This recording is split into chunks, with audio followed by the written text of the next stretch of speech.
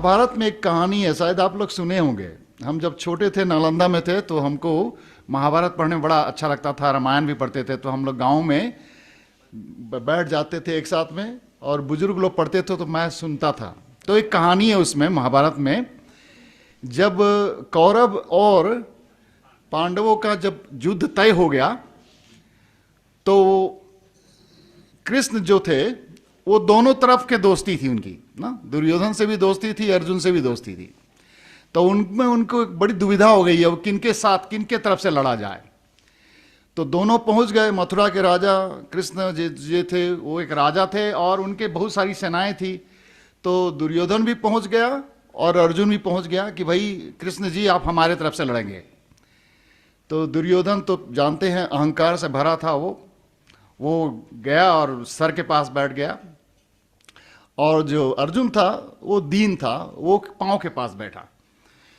तो कृष्ण जी बोले भाई तुम दोनों हमारे बहुत प्यारे हो, तो बोलो मेरे पास दो ही चीज है, एक मैं हूं और मेरी सेना है।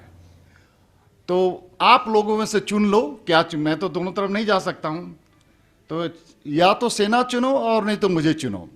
तो दुर्योधन बड़ा चालाक था, वो पहले ही बोल दिया मुझे आपकी सेना चाहिए, क्योंकि एक आदमी से ज्यादा तो हमको 10,000 चाहिए, है कि नहीं।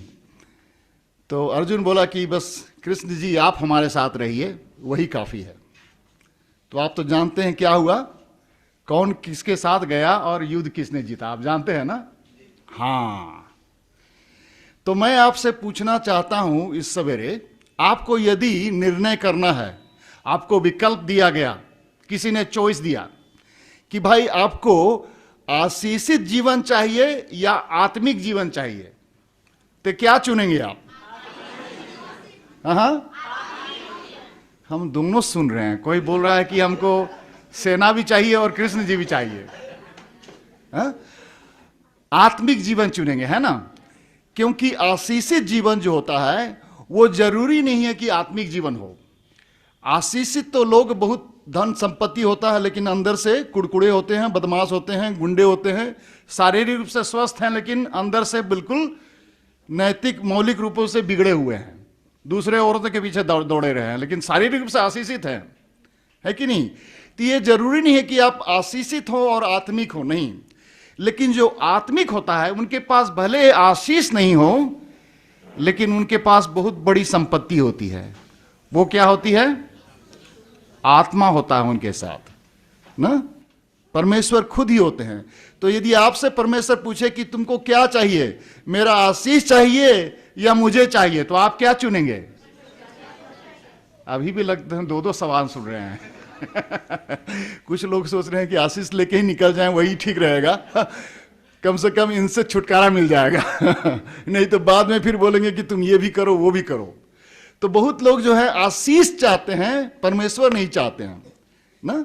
लेकिन हमारी बुद्धि अच्छी होगी और यदि हम बाइबल का ज्ञान रखते हैं तो हम आशीष नहीं चुनेंगे, परमेश्वर को चुनेंगे। क्योंकि यदि परमेश्वर आ गए तो आशीष भी आ गया, यदि मुर्गी आ गया तो अंडा आ ही जाएगा, है कि नहीं। हम यदि अंडा पहले ही आमलेट बना के खाएंगे, मुर्गी नहीं मिले तो उसमें हम लोग लॉस में रह जाएंगे। तो मुर्गी आ गया तो अंडा भी आ जाएगा। परमेश्वर जब आ जाएंगे तो हमारी भलाई सोचेंगे और वो अच्छाई सोचेंगे और दूरदर्शिता है दूर की सोचेंगे। आज भले हमारे साथ संपत्ति नहीं हो लेकिन आने वाले दिनों में वो सही समय पर और सही अनुमान में जितना हम संभाल सकते हैं उतना ही देंगे, ताकि हम प्रलोभन में ना पड़े। तो हम परमेश्वर को चाहेंगे। तो आज हम आत्मिक बातों के बारे में सोचेंगे, है ना। आज की शिक्षा जो होगी कि हम आत्मिक जीवन पाने के लिए हम क्या करें, हमारा जीवन कैसा हो, हमारे जीवन में किस तरह का अनुशासन हो, ताकि आत्मा हमारे साथ रहे और आत्मा खुश रहे और हमसे आनंदित रहे और हमें न छोड़े और हम आत्मिक जीवन यापन करें। भले लोग हम में गरीबी देखे, हमें तंदुरुस्ती न देखे, हम भले बिल्कुल बेकार देखें, बदसूरत देखें, लेकिन परमेश्वर के नजरों में अच्छे दिखें, है ना। सबसे बदसूरत जो बच्चा होता है वो किसकी नजरों में सबसे सुंदर होता है? माँ की नजरों में सुंदर होता है। तो आप क्या चाहते हैं, माँ चाहते हैं या आप सुंदर सूरत चाहते हैं? माँ चाहते हैं, क्योंकि माँ रहेगी तो बदसूरत होगी तो सुंदर सूरत रहने से नहीं होगा ना। तो वही सोचे हैं हम लोग। कभी कभी क्या होते हैं, गलत चीज ढूंढना शुरू कर देते हैं। कभी कभी हम सोचते हैं कि हमारी पत्नी बहुत सुंदर है, बहुत अच्छी है, इसीलिए हम उसको बहुत ज्यादा प्यार करते हैं। तो आप क्या चाहते हैं, आपके पति इसलिए आपको प्यार करे क्योंकि वो बहुत अच्छा खाना बनाती है और देखने में बहुत सुंदर है?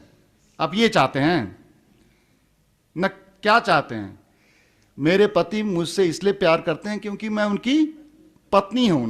ये नहीं कि मैं अच्छा खाना बनाती हूं, ये नहीं कि मैं अच्छा देखने में अच्छी लगती हूं ना। बच्चे लोग क्या चाहते हैं, आपके पिताजी आपको क्यों प्यार करें?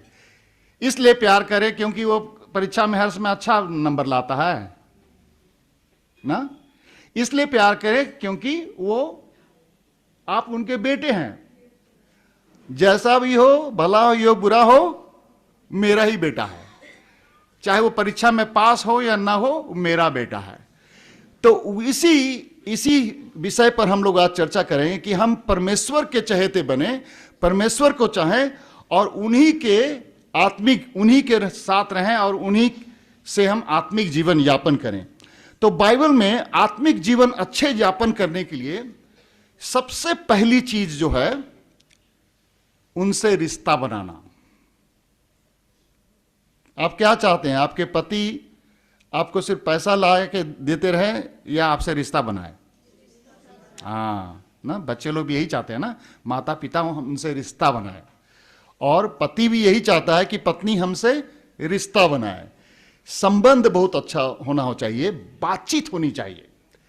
जब बातचीत नहीं रहेगा तो चाहे कितना भी पैसा पति लाते रहे और बात ही ना करे तो क्या फायदा है ना। और पति भी आए घर में और पत्नी बातचीत ना करे, सिर्फ कभी कंप्लेन करे कि आज ये हल्दी नहीं है तो प्याज नहीं है ना, ये पाइप में पानी नहीं आ रहा है, लड़का काम नहीं करता है, पढ़ाई नहीं करता, खाली वही कंप्लेन ही करेंगे तो रिश्ता बनेगा नहीं।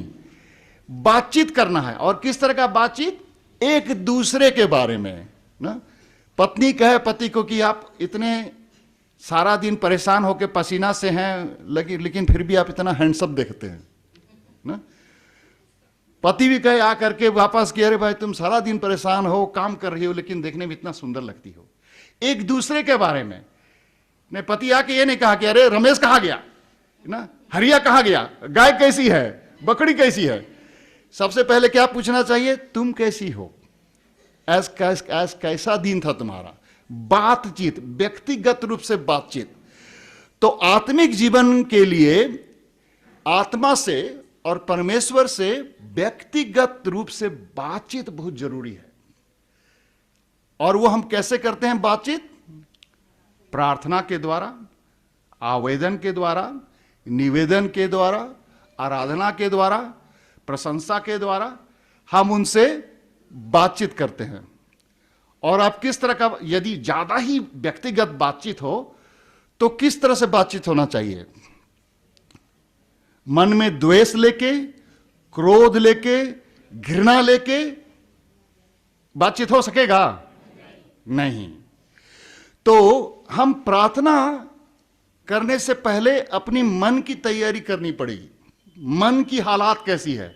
मन यदि द्वेष से भरा है, क्रोध से भरा है, ईर्ष्या से भरा है, जलन से भरा हुआ है, तीतापन से भरा हुआ है, तो बातचीत भी क्या हो जाएगा? तीता हो जाएगा, बढ़िया नहीं होगा ना। और इसीलिए हम देखें कि बाइबल में कुछ कुछ ऐसी प्रार्थनाएं हैं जो बहुत ही द्वेष से, घृणा से, प्रतिशोध से भरा हुआ है। जैसे कि हम भजन संहिता 55:15 कोई पढ़ दीजिए जोड़ से।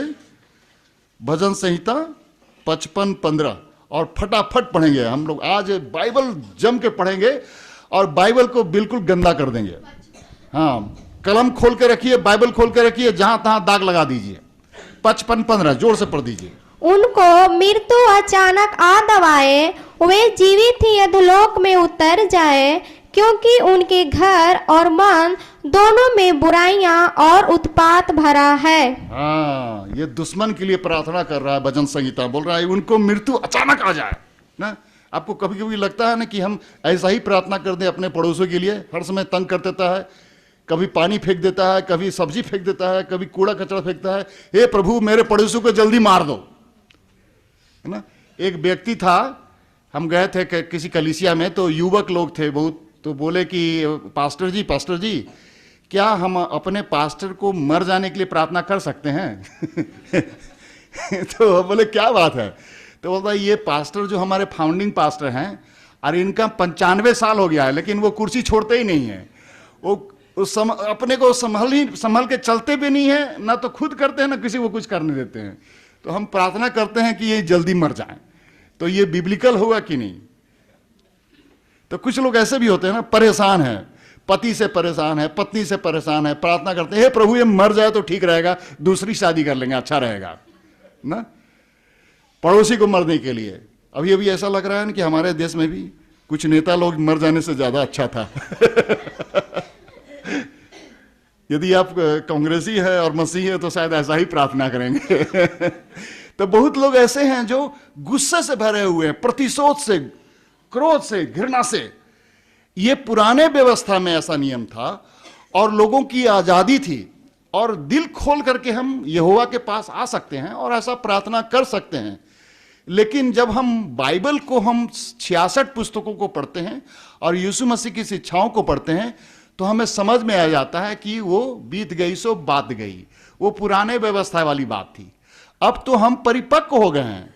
जब हम छोटे थे तो हमको लॉलीपॉप चाहिए, च्युइंगम चाहिए, कर सकते थे। लेकिन अभी कमलेश जी यहां पर ऐसा करना शुरू करेंगे तो आप पसंद करेंगे? अब तो परिपक्व हो गए हैं, बड़े हो गए, मैच्योर हो गए। तो हम तो 66 पुस्तक आ गए। जब भजन संहिता में थे, उनके पास 39 पुस्तक ही थी, उनके पास यीशु मसीह नहीं था। लेकिन हमारे पास तो यीशु मसीह भी आ गया, तो हम परिपक्व हो गए। क्या हम ऐसा प्रार्थना कर सकते हैं? नहीं, यह अनबिब्लिकल होगा। और एक देखिए, दूसरा प्रार्थना पढ़िए, 109 भजन संहिता 109 और 8 से 13 पढ़ दीजिए जोर से। 109 8 से 13।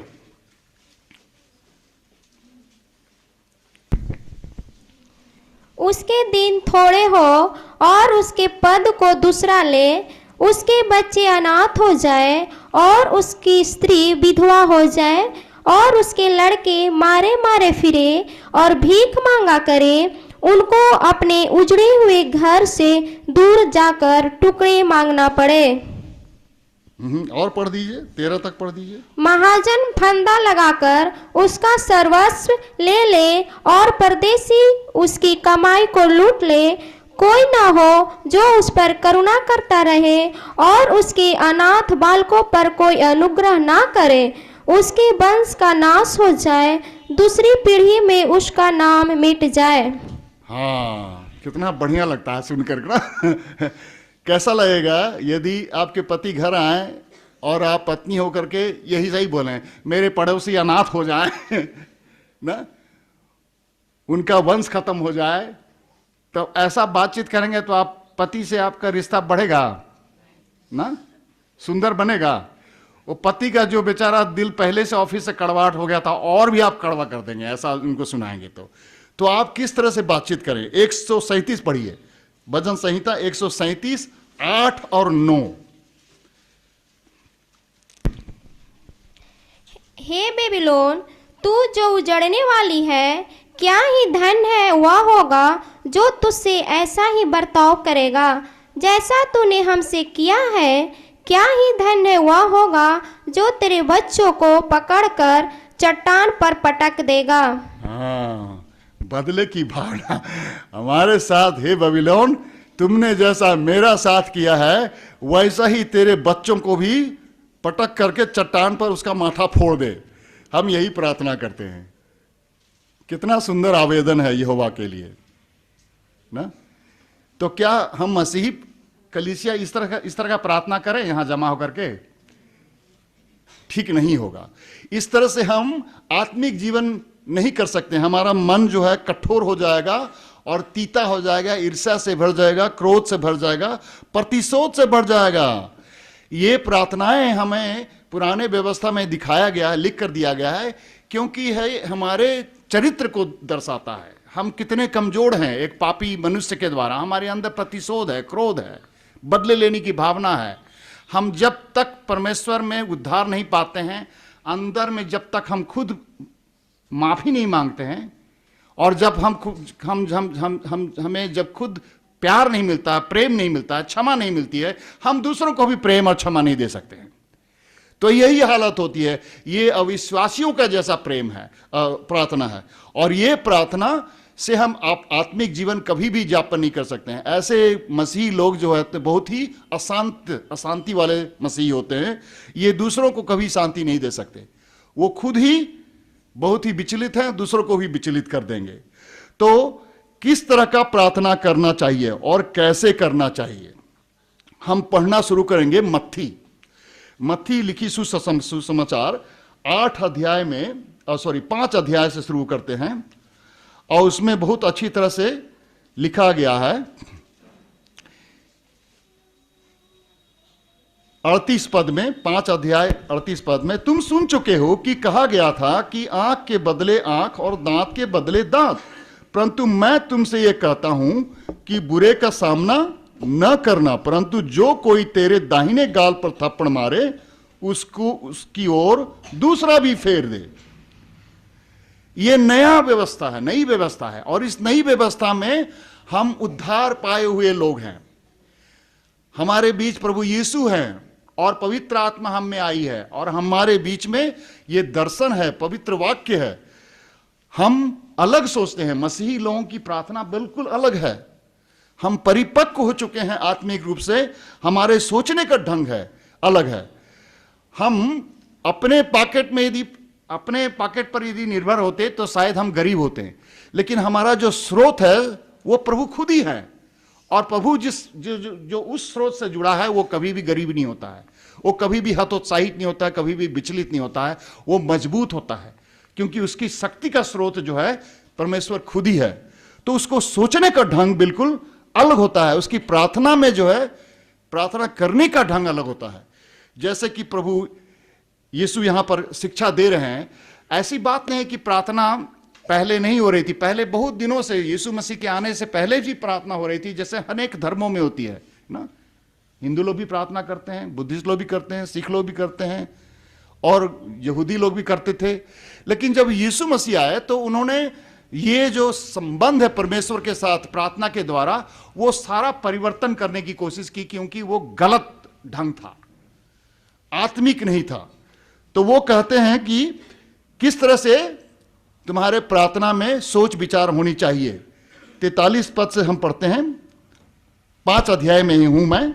तुम सुन चुके हो कि कहा गया था कि अपने पड़ोसी से प्रेम रखना और अपने बैरी से बैर, परंतु मैं तुमसे यह कहता हूं कि बैरियों से प्रेम रखो और अपने सताने वालों के लिए क्या करो, प्रार्थना करो।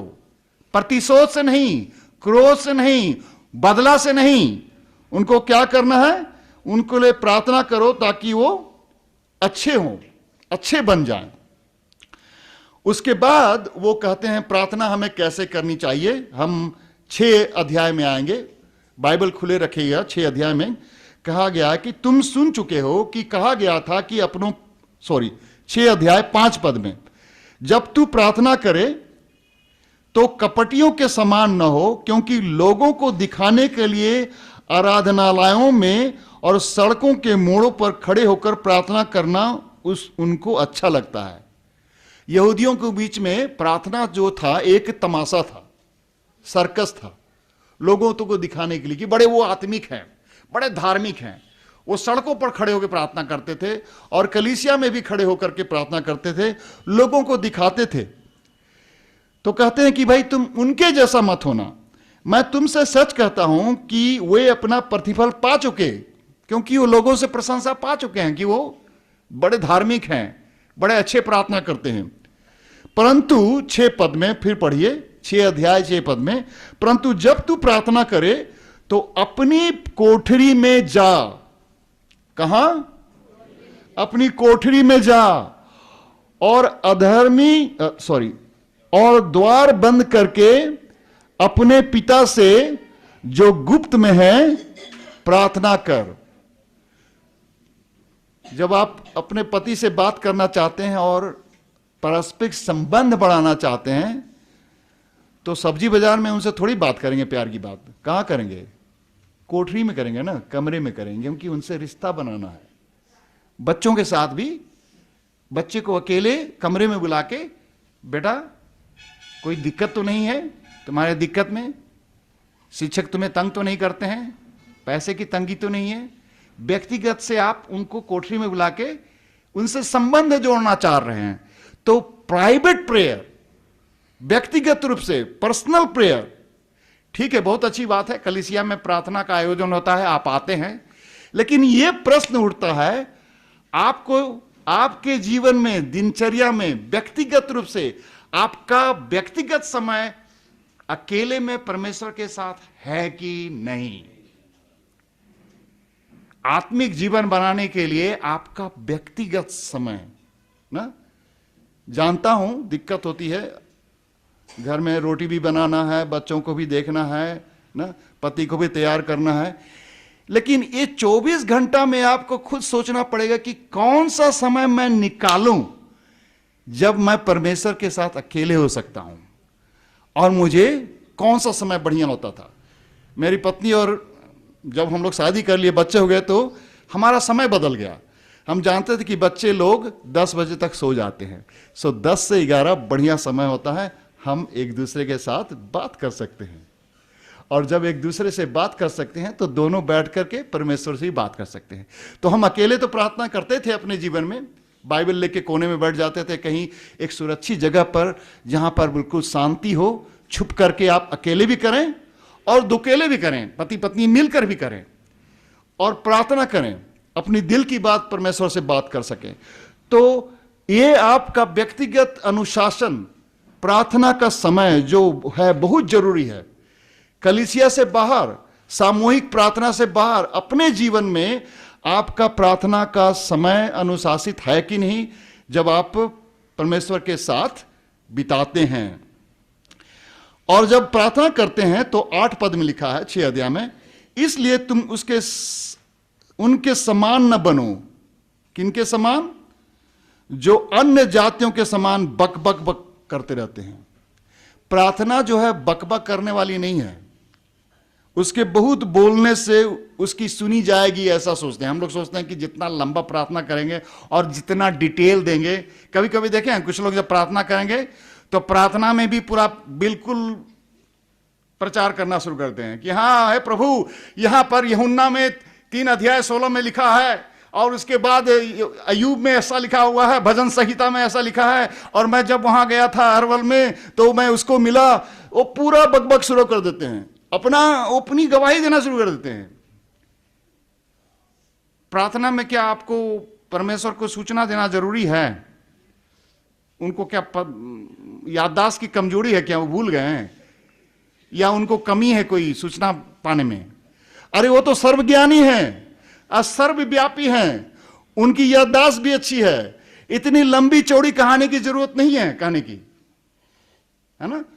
उनको संक्षिप्त में कहिए। और जो प्रार्थना है क्या, प्रार्थना जो है वो किसी को जबरदस्ती मनाने वाली कला नहीं है। प्रार्थना एक अनुशासन है जहां पर आप अपने को समर्पित करते हैं परमेश्वर की इच्छाओं के अनुसार चलने के लिए। जब आपकी अपने दिल में एक तरह से असमंजस होता है, अंदर में मन मुटाव होता है, दिक्कत होती है, अपने अंदर के जो स्ट्रगल है, विचलित हो जाते हैं, उसको समर्पित करने के लिए जब आप प्रयास करते हैं, उसको प्रार्थना में लाते हैं कि मैं प्रभु, मैं अपने आप से बिल्कुल नाखुश हूं, अपने में असमंजस हूं, लेकिन मैं जानता हूं कि आपकी इच्छाएं सबसे अच्छी हैं और मैं सारे आपके चरणों में लाता हूं। आपसे क्या छुपा है? आप मेरे अंदर की बात भी जानते हैं। मैं ये प्रार्थना करते वक्त मेरा एजेंडा क्या है उसको भी आपको मालूम है, लेकिन मैं आपके सामने लाना चाहता हूं।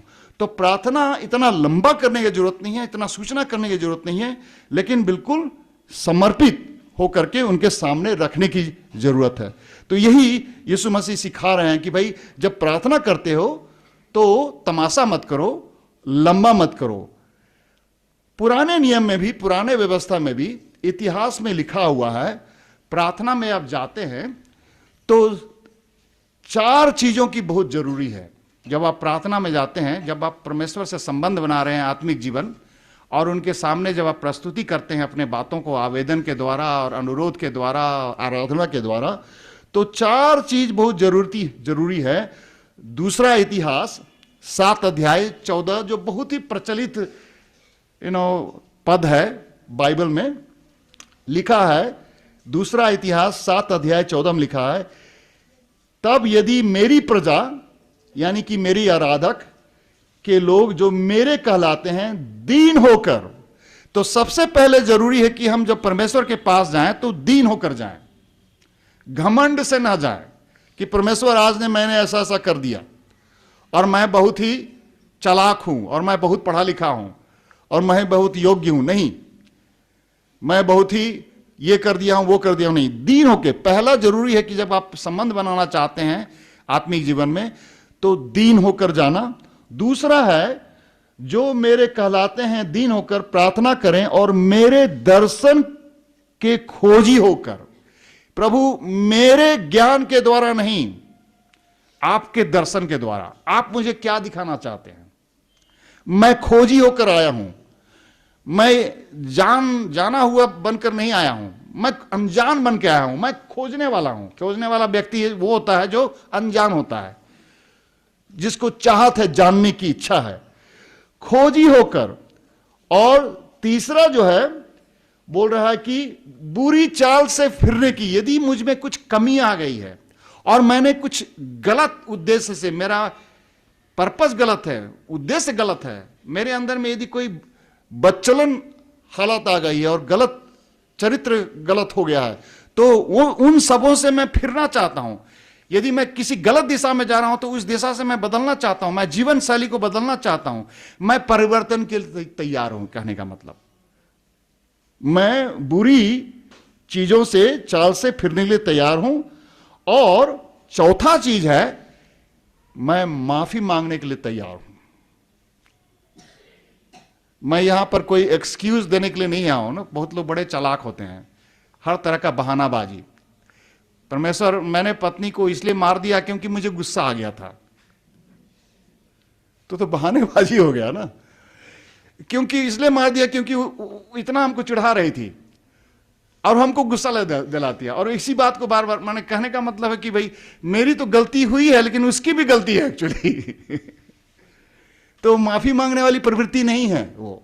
माफी मांगने वाली प्रवृत्ति है कि मैं गलत हूं और मैं बदलना चाहता हूं और मैं आपके सामने दीन हूं, और आपको यदि कोई नया रास्ता है तो मैं उस पर चलने के लिए तैयार हूं, मैं खोजी हूं। जब तक वो तैयार नहीं है तो आपके आत्मिक जीवन में आपकी बढ़ोतरी नहीं होगी, आपके प्रार्थना में प्रतिफल नहीं मिलेगा। तो वो बहुत जरूरी है, आप किस तरह से अपने को तैयार करें और किस तरह से प्रार्थना करें। कोठरी में बंद होकर के आपका जो पारस्परिक, जो व्यक्तिगत संबंध है परमेश्वर के साथ, आत्मा के साथ, यीशु मसीह के साथ, आप बातचीत करने के लिए तैयार हैं सही विचार से। प्रार्थना के द्वारा आपके जीवन में परिवर्तन आ सकता है। लेकिन आप जब प्रार्थना करते हैं तो यह भी जरूरी है कि आप प्रार्थना करते वक्त परमेश्वर का वचन को भी पढ़ें। इसको बोलते हैं reading through the word of God और praying through the word of God. हम प्रार्थना करेंगे लेकिन प्रार्थना में हम हर समय तैयार हैं कि हम परमेश्वर के जो दिशाएं हैं वो परमेश्वर के वचन से लेंगे, अपने विचारों से नहीं लेंगे और दोस्तों के सलाह से नहीं लेंगे। हम जब खोज रहे हैं तो परमेश्वर को कहां खोजेंगे? वचन में न ढूंढेंगे।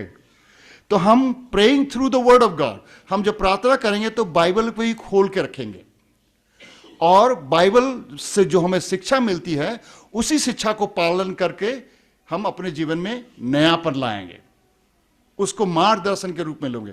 तो परमेश्वर के वचन के प्रति जो सम्मान, प्रेम, आदर और समर्पित होना कि ये वचन जो है सर्वोत्तम है और इसी के द्वारा परमेश्वर हमें मार्गदर्शन देंगे और इसी के द्वारा जो मैं खोज रहा हूं मुझे मिलेगा, वो बहुत जरूरी है आपके प्रार्थना में।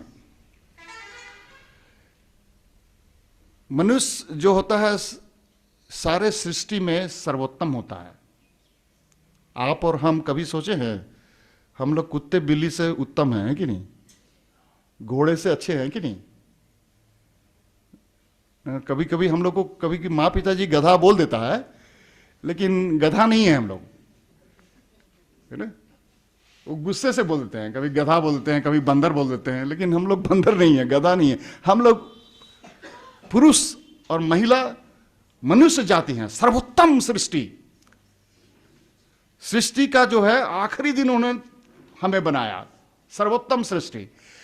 और सर्वोत्तम सृष्टि में सबसे बड़ी चीज क्या है जो पशुओं में नहीं है, चिड़िया में नहीं है? कीटाणु। हाँ, बहुत सुंदर, नीलम दीदी बोल दी। हमें विवेक है, आपके अंदर में वो विवेक आपसे बात करता है। और आप भले पति को एक चांटा मार दिया और पत्नी को चांटा मार दिया और फुटानी से निकल गए, लेकिन अंदर में आपको दुख लगेगा, ग्लानि होगी। आपका अहंकार भले आपको मना करे कि छोड़ो, भूल जाओ, उसको आगे बढ़ो, लेकिन अंदर ही अंदर आपको काटते रहेगा वो। उसी को बोलते हैं विवेक। जानते हैं कि नहीं, चोर को भी चोरी करके अच्छा नहीं लगता है, डकैत को भी बुरा लगता है, लेकिन हम सबों का जो विवेक है बराबर नहीं है, सबका विवेक अलग अलग है। और इसीलिए कलीसिया में हम लोग एक दूसरे से मिलते नहीं, एक दूसरे से झगड़ जाते हैं। किसी को ये अच्छा नहीं लगता, किसी को वो अच्छा नहीं लगता, किसी को बोलता है नहीं ये सही है, कुछ बोलेगा वो सही है, और इसीलिए हमारा मन मुटाव हो जाता है। सबका विवेक बराबर नहीं है ना। एक हिंदू भाई से मिलेंगे, उनके लिए गलत और सही अलग है, मुस्लिम भाई के लिए गलत सही अलग है ना। मुस्लिम भाई बोलेंगे भाई गाय मांस खाना क्या गलत है, हिंदू वाले को नहीं, गाय मांस खाना एकदम गलत है ना। और मसीही लोग बोलेंगे भाई गलत भी है सही भी है, दोनों ना। तो विवेक अलग अलग है। और ये विवेक जो क्या चीज है, conscience is the consciousness of the word of God. बोलते हैं जो विवेक है परमेश्वर के वचन को जो जितना जानता है उतना ही उसका विवेक अलग हो जाता है।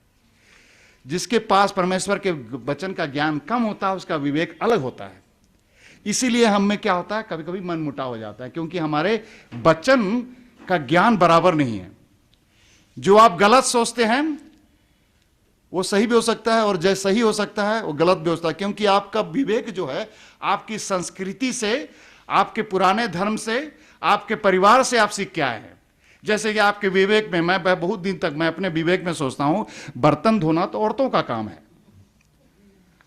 मर्द लोग तो बैठ के सिर्फ चाय ऑर्डर करते हैं।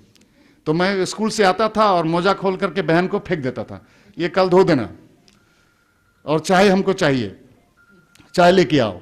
ये मेरे सोचने का ढंग है, क्योंकि हम यही संस्कृति में सीखे हैं कि किचन में घुसेगा कौन, औरत। और बाहर का यदि कुछ काम है, यदि बांस काटना है, लकड़ी काटना है, तो ये मेरा काम है, मेरी बहन नहीं करेगी। और यही सही है और यही गलत है ना। सही गलत का यही होता है ना नाप। आप छोटी जाति हैं, मेरा बेटा जो है बड़ी जाति का है, बड़ी या छोटी जाति का शादी कैसे होगा, क्या गलत क्या सही, ये विवेक। जो आप सुनते हैं, जो समझते हैं, उसी से आपका विवेक बनता है। लेकिन मसीही का जो विवेक बनता है परमेश्वर के वचनों के द्वारा बनता है, और जो जितना जानता है उतना ही उसका विवेक साफ हो जाता है, क्लियर हो जाता है और विश्वसनीय हो जाता है। इसीलिए जब आप प्रार्थना करते हैं तो परमेश्वर के वचनों के द्वारा प्रार्थना करें, ताकि आपका विवेक में भी सफाई आते रहे और परिपक्वता आते रहे, आपके सोच बदलते रहे, आपके निर्णय सही होते रहे, आपको समझ में आ जाएगा कि क्या सही और क्या गलत है। नहीं तो मसीह हो करके भी आप लोग पुराने नियम से चलेंगे।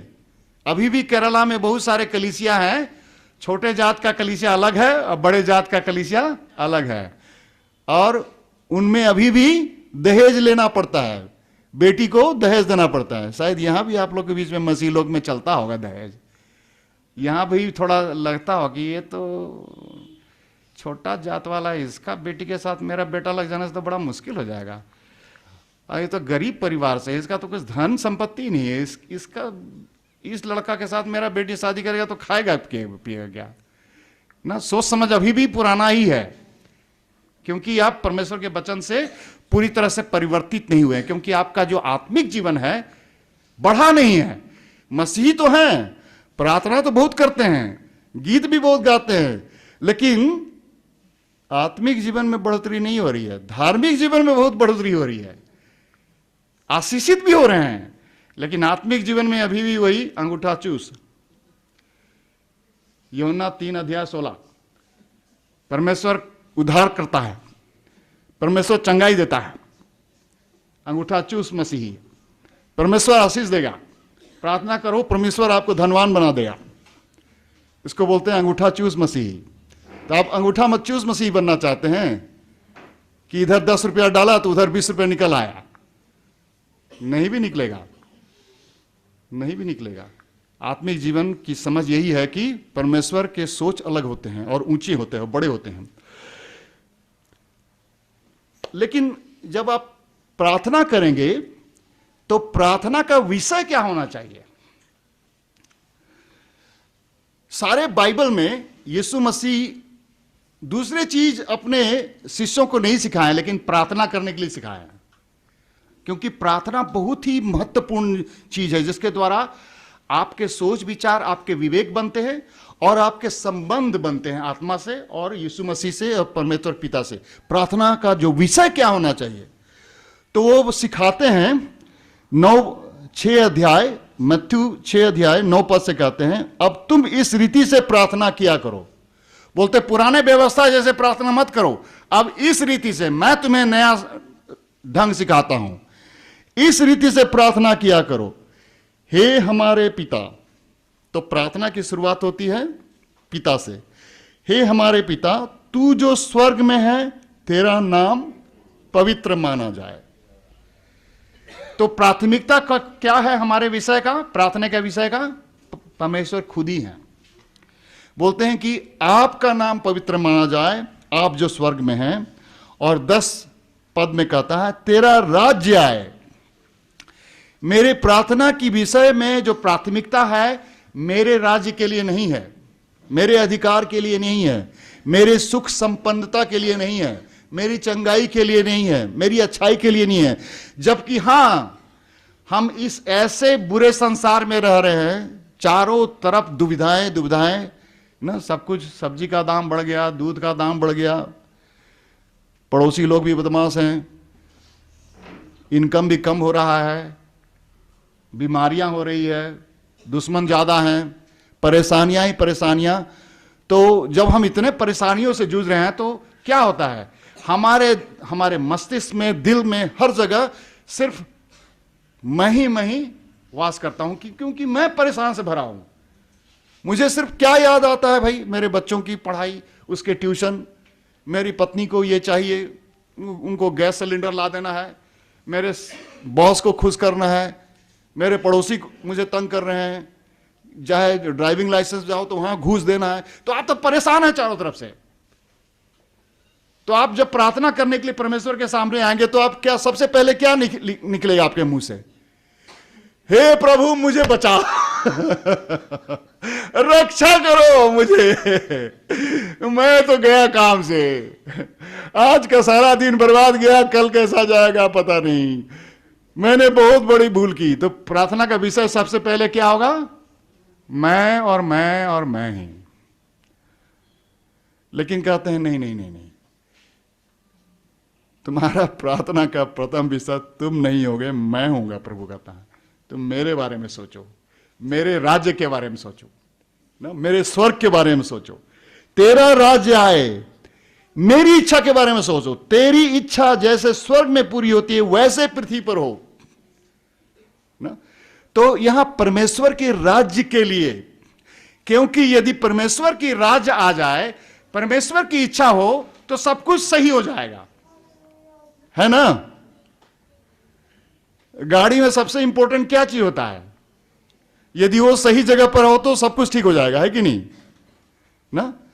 चाहे आप कितना सुंदर टायर लगा लें, चाहे इतना सुंदर पेंट कर लें, स्टीयरिंग लगा लें, विंडो लगा लें, लेकिन उसमें से बैटरी खोल के रख दें तो गाड़ी चलेगा? तो वही तो बात हो गया। अब जब परमेश्वर का राज ही नहीं आएगा, परमेश्वर की इच्छा ही नहीं होगी, आपकी इच्छा चाहे कितना भी हो, लेकिन कोई फायदा है? कुछ फायदा नहीं है। तो प्रथम को प्रथम रखिए ना। टमटम गाड़ी में देखे हैं, टमटम गाड़ी में सबसे आगे कौन होता है? हाँ? घोड़ा को नहीं करके आप आगे खड़े हो जाएंगे तो टमटम चलेगा नहीं। तो घोड़ा को पहले रखना पड़ता है, आपको पीछे रहना पड़ेगा, और गाड़ी को भी पीछे रखना पड़ेगा। और गाड़ी आप चलाने मत करिए, कोशिश मत करिए। तो वही गड़बड़ हो जाता है ना। हम प्रार्थना में सोचते हैं कि आज हम यदि प्रभु को मेरी रक्षा यदि पा जाऊं तो सब ठीक हो जाएगा। हे प्रभु, मैं ही हूं, बस मेरी रक्षा करो। तो मैं सोचता हूं कि यदि मैं बच गया, पड़ोसी भले बचे या ना बचे मैं बच गया तो क्या भी है। तो बोलता है नहीं नहीं नहीं, तुम्हारी बात नहीं है, सारे राज्य की बात है, सबकी बात है। तो ईश्वर की राज की, परमेश्वर की राज की, तेरा राज्य है, तेरी इच्छा जैसा स्वर्ग में पूरी होती है वैसे पृथ्वी पर भी हो। उसके बाद कहते हैं कि अगले जो प्रार्थना यदि करना चाहते हो, क्योंकि मनुष्य जाति हो, तुम्हें जिंदा रहना है, तो प्रार्थना कर सकते हो, हमारी दिन भर की रोटी हमें आज दे दें। ये नहीं करें कि हमको एक बोरा चावल दे दें, एक महीना का राशन दे दें। और ये हम प्रार्थना क्यों करते हैं? जबकि हमारे वॉलेट में शायद 1000 रुपया है, एक बोरा चावल खरीदने का क्षमता है, और फ्रिज में भी शायद होगा, खजाना में भी होगा, घर में भी होगा। इतना रहने के बावजूद भी हम यूं क्यों तमाशा करते हैं, हमें दिन भर की रोटी दे दें। तो ये तो ऐसा लगता है कि तमाशा कर रहे हैं ना, कि भाई अरे वहां पर आपका पूरा खाना बन के तैयार है, आप लोग इतना अभी खाना खाने जा रहे हैं, उसके बाद बोल रहे हैं दिन भर की रोटी दे दें। क्यों कह रहे हैं? ये मनोवृत्ति है, आपके सोचने का सिद्धांत है। आप कहना चाहते हैं कि प्रभु हमारे पास चाहे कुछ भी हो, जितना भी क्यों ना हो, सब कुछ तो आपका है, लेकिन यदि आपकी अनुमति हो तो जीने के लिए जो मैं खा रहा हूं उसकी अनुमति चाहिए, ताकि ये जो खा रहा हूं वो आपका आशीषित हो, आपसे आशीषित हो।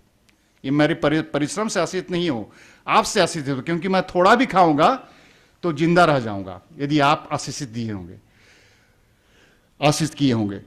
तो ये सोचने, जो प्रार्थना का जो विषय है, वो आपको सोचने का ढंग बदलता है। आप क्या सोचते हैं, आप क्या, आपकी प्राथमिकता क्या है। उसके बाद प्रार्थना के साथ 16वां पद में बोलते हैं कि प्रार्थना के साथ आप उपवास भी रख सकते हो। जब तुम उपवास करो तो कपटियों के समान तुम्हारे मुंह पर उदासी न छाई रहे, क्योंकि वे अपना मुंह बनाए रहते हैं ताकि लोग उन्हें उपवासी जाने।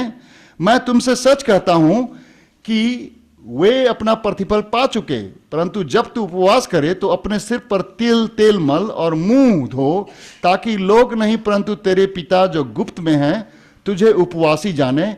इस दशा में तेरा पिता जो गुप्त में देखता है तुझे प्रतिफल देगा।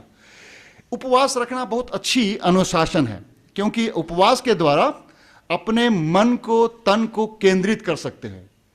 खाना जो है ना, बहुत ही कभी कभी आपको विचलित कर देगा, ज्यादा खा लेंगे। कल मैंने क्या किया, थोड़ा रास्ते में आते लिट्टी भी खाए, चाय पिए, उसके बाद 9 बज चुका था। मैं ज़्यादातर डिनर 7 बजे के पहले लेता हूँ, ऑलरेडी लेट हो चुका था।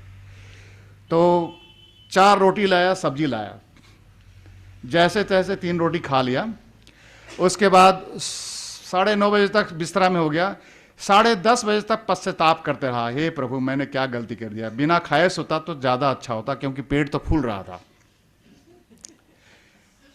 खाना जो है विचलित कर देगा आपको मन गलत जगह पर ले जाएगा। लेकिन यदि आप भूखे पेट रहेंगे तो आपको हर समय याद रहेगा, man shall not live by bread alone. मनुष्य जो है खाना से जीता नहीं है, परमेश्वर की आशीष से जीता है। इसलिए उपवास एक अच्छा चीज है, एक अनुशासन है। एक बार में मैं नहीं कहूँगा कि 3 दिन उपवास रखिए, नहीं, एक अच्छा अनुशासन करिए। 6 घंटा, उसके बाद 12 घंटा, उसके बाद 24 घंटा।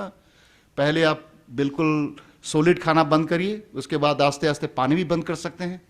लेकिन शरीर को मारना नहीं है, लेकिन शरीर को केंद्रित करना है, ताकि आप फोकस कर सकें कि आप मसीह के प्यारे हैं और मसीह पर निर्भर करते हैं, खाने पर निर्भर नहीं करते हैं।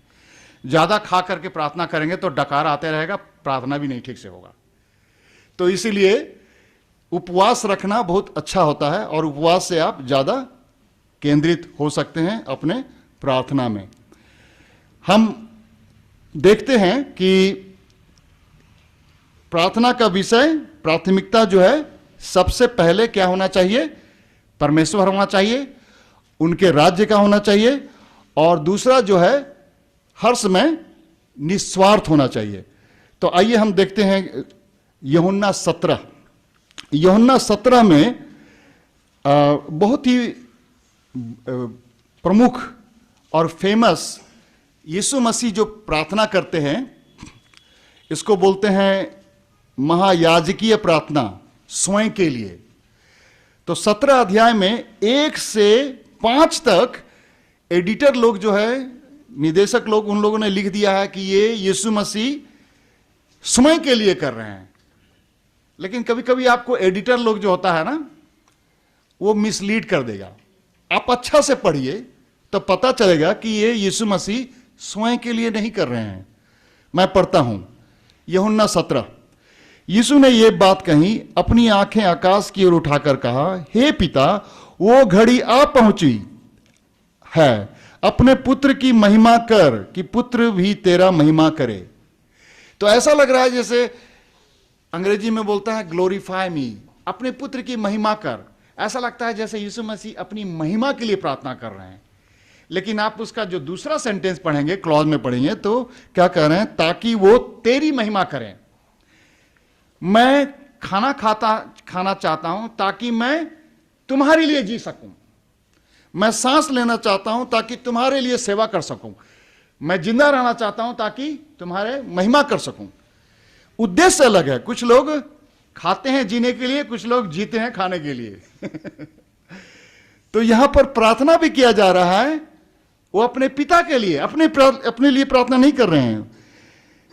2 पद में, क्योंकि तूने सबको, सब प्राणियों पर अधिकार दिया कि जिन्हें तूने उसको दिया है उन सबको वो अनंत जीवन दे। वो इसलिए चाहते हैं कि उनकी महिमा हो ताकि वो दूसरों को अनंत जीवन दे सकें। और महिमा किसकी बात कर रहे हैं? वो कह रहे हैं कि ताकि मैं क्रूस पर जाकर ना इतने दर्द भरी प्राण को त्याग कर सकूं, और जब मैं क्रूस पर मरूंगा तभी तो लोग अनंत जीवन पाएंगे। तो वो मरने के लिए जा रहे हैं, उसके लिए प्रार्थना कर रहे हैं, वो त्याग के लिए प्रार्थना कर रहे हैं। वो कह रहे हैं कि 3 पद में, यूहन्ना 17 अध्याय 3 पद, और अनंत जीवन यह है कि वे तुझ एकमात्र सच्चे परमेश्वर की और यीशु मसीह की, जिसे तूने भेजा है, जाने। जो कार्य तूने मुझे करने को दिया था उसे पूरा करके मैंने पृथ्वी पर तेरी महिमा की है। अब हे पिता, तू अपने साथ मेरी महिमा उस महिमा से करे जो जगत की सृष्टि से पहले तेरी साथ थी। तो ये कह रहे हैं कि भाई आपकी महिमा के लिए। तो प्रार्थना में हम देखते हैं यीशु मसीह की प्रार्थना में प्राथमिकता क्या है? परमेश्वर है, और आपका अनंत जीवन मेरा अनंत जीवन है, और बिल्कुल निस्वार्थ है। तो प्रार्थना का विषय हर समय निस्वार्थ होना चाहिए, अपने लिए नहीं, दूसरों के लिए। और इस तरह से हम देखेंगे कि अय्यूब भी यही कहता है। अय्यूब का हम पढ़ेंगे, अय्यूब 5 अध्याय 16 कहता है, इसलिए तुम आपस में एक दूसरे के सामने अपने अपने पापों को मान लो। प्रार्थना करते वक्त अपना पाप स्वीकार करो, दूसरा का पाप स्वीकार मत करो। अपने आप अपना पाप स्वीकार करो। लेकिन जब प्रार्थना करना है तो किसके लिए करो? एक दूसरे के लिए प्रार्थना करो। यानी कि अपने लिए नहीं, लेकिन दूसरे के लिए प्रार्थना करो। तो जब हम बातचीत करते हैं अपने आत्मिक जीवन में परमेश्वर के साथ, हमारा विषय होना चाहिए सबसे पहले परमेश्वर राज, और दूसरा विषय होना चाहिए जो दूसरे व्यक्ति हैं, जो दुख में है, जो तकलीफ में है, उनके लिए प्रार्थना करें। अपने लिए प्रार्थना आखिरी में। यदि आप संत पौल के लिखे चिट्ठी में देखेंगे, इफिसियन की पत्री, उसमें भी देखेंगे कि उनके प्रार्थना करने का ढंग बड़ा अजीब था और वो बहुत सही था। इफिसियों की पत्री मेरे साथ खोलिए, 1 अध्याय 3 में देखेंगे। वो जब प्रार्थना शुरू करते थे तो सबसे पहले प्रशंसा करते थे। 3 पद में बोलते हैं, हमारे प्रभु यीशु मसीह की परमेश्वर और पिता का प्रशंसा हो। यहां पर धन्यवाद अनुवादन किया गया है, लेकिन सही शब्द जो है प्रशंसा हो। उसके बाद हम देखेंगे 1 अध्याय 16 में, 1 अध्याय 16 में, इफिसियों की 1 अध्याय 16 में, तुम्हारे लिए धन्यवाद करना नहीं छोड़ता और अपनी प्रार्थनाओं में तुम्हें स्मरण किया करता हूं। तो सबसे पहले प्रशंसा, उसके बाद धन्यवाद, उसके बाद प्रार्थना। और प्रार्थना जब करना शुरू करते हैं, हम देखते हैं, आगे बढ़िए मेरे साथ, 3 अध्याय, जब वो प्रार्थना शुरू करते हैं तो वो दूसरों के लिए करने शुरू करते हैं। 3 अध्याय 14 में, 3 अध्याय 14 पद में, मैं इसी कारण उस पिता के सामने घुटने टेकता हूं जिससे स्वर्ग और पृथ्वी पर हर एक घराने का नाम रखा जाता है, कि वो अपनी महिमा के धन के अनुसार तुम्हें यह दान दे कि तुम उसके आत्मा से अपनी भीतरी मनुष्यत्व में सामर्थ्य पाकर बलवंत होते जाओ। तो वो कलीसिया के लिए प्रार्थना शुरू कर देते हैं। आप बहुत ही कम ही देखेंगे कि संत पौल जो है अपनी प्रार्थना को पहले रखते हैं। उनकी प्रार्थना जो है बिल्कुल आखिरी में होती है। देखिए 6 अध्याय में आखिरी में वो कहते हैं कि मेरे लिए भी प्रार्थना करो, इफिसियों की 6 अध्याय में, और आखिरी छोर में देखेंगे कह रहे हैं कि तुम मेरे लिए प्रार्थना करो। तो आप यदि आत्मिक जीवन में बढ़ना चाहते हैं तो ये हम देखते हैं एक ढांचा बाइबल में, हम किस तरह से प्रार्थना करें जिसमें परमेश्वर की राज्य का प्रथम प्राथमिकता हो, दूसरा जो है निस्वार्थ दूसरों के लिए प्रार्थना करें, और तीसरा तब हम अपने लिए प्रार्थना करें। कुछ लोग कहते हैं ACTS, A फॉर एडोरेशन, परमेश्वर की प्रशंसा करना, है ना। C बोलते हैं कन्फेशन, यदि आपकी कोई पाप है तो उसको माफ क्षमा करिए। T थैंक्स गिविंग, परमेश्वर को धन्यवाद दीजिए। एंड S सप्लिकेशन, तब आप प्रार्थना लाइए। प्रार्थना आखिरी में आता है, सबसे पहले प्रसन्नता, कन्फेशन, धन्यवाद, उसके बाद सप्लिकेशन, प्रार्थना। और जब प्रार्थना जब लाना शुरू करेंगे, अनुरोध लाना शुरू करेंगे, आवेदन लाना शुरू करेंगे, तो सबसे पहले परमेश्वर राज्य के लिए प्रार्थना करें, उसके बाद दूसरों के लिए प्रार्थना करें जिसको आप जानते हैं, अपने पड़ोसियों के लिए और अपने कलीसिया के लिए, आखिरी में अपने लिए लाइए। तब आपकी आत्मिक जीवन में परिपक्वता आएगी। और हम देखते हैं कि किस तरह से प्रार्थना करनी चाहिए। अंग्रेजी में बोलते हैं परसिस्टेंट, बिल्कुल जिद से। जो आपका विवेक कहता है, परमेश्वर के वचन से सूचित किया हुआ विवेक जो कहता है कि यह सही है, उसके लिए जब आप प्रार्थना करना शुरू करें तो जिद्दी से करिए और जोर से पकड़ के करिए। जैसे याकूब ने किया था ना। याकूब का नाम पता है क्यों उसको इजराइल रख दिया था? यासर एल, यहूदी शब्द में यासर का मतलब होता है झगड़ना, एल का मतलब एलोहिम। यो एलोहिम के साथ झगड़ता था और सवेरे तक झगड़ता रहा। तो यहोवा ने क्या किया, उसका उनको हड्डी ढीला कर दिया। ठीक है, तुम मुझसे जल लड़ेगा। तो प्रार्थना एक तरह से स्ट्रगल है, यासर है, और जिद से करना चाहिए। और लूक में आपको 11 पद में, 11 अध्याय में, 18 अध्याय में 2 कहानियां हैं। पढ़िएगा समय मिलेगा तो। 11 अध्याय में और 18 अध्याय में 2 कहानियां हैं जिसमें कहता है कि भाई तुम ऐसे करो कि लगे कि ये आदमी छोड़ने वाला नहीं है। वो याकूब जैसा है, यासरेल है। 18 और 11 अध्याय में दोनों में कहानियां हैं। तो मैं सबसे पहले 11 थोड़ा सा पढ़ देता हूं, उसके बाद 18 थोड़ा सा पढ़ देता हूं। तो 11 में लिखा है, इसमें लिखा है, और मैं तुमसे कहता हूं, 11:9 में, मैं तुमसे कहता हूं कि मांगो तो तुम्हें दिया जाएगा, ढूंढो तुम पाओगे, खटखटाओ तो तुम्हारे लिए खोला जाएगा। क्योंकि जो कोई मांगता है उससे मिलता है, और जो ढूंढता है वो पाता है, और जो खटखटाता है उसके लिए खोला जाएगा। तुम में से कौन पिता होगा कि जब उसका पुत्र रोटी मांगे तो उसे पत्थर दे, या मछली मांगे तो मछली के बदले उसे सांप दे? या अंडा मांगे तो उसे बिच्छू दे। अतः जब तुम बुरे होकर अपने बच्चों को अच्छी वस्तुएं देना चाहते हो, तो स्वर्गीय पिता अपने मांगने वालों को पवित्र आत्मा क्यों न दे। तो सबसे पहले यीशु मसीह कहते हैं कि सबसे पहले पवित्र आत्मा मांगो अपने जीवन में, आत्मिक जीवन के लिए। हे प्रभु, ये आज की शुरुआत, मैं दिन की शुरुआत करता हूं। मैं अकेले ये जीवन आज का दिन जी नहीं पाऊंगा। मुझे आपका पवित्र आत्मा की सहभागिता दो, आपकी अगुवाई दो। सबसे पहले अपने लिए वो मांग सकते हो, और उसके बाद जब आप प्रार्थना करोगे तो जैसा मैंने कहा, सबसे पहले परमेश्वर राज्य के लिए, निस्वार्थ दूसरों के लिए, और तीसरा तब अपने आप के लिए। तो इस तरह से जब आप करेंगे प्रार्थना, तो आपके आत्मिक जीवन में आगे की बढ़ोतरी होगी। ठीक है? तो क्या ऐसा प्रार्थना करना ठीक रहेगा? है ना?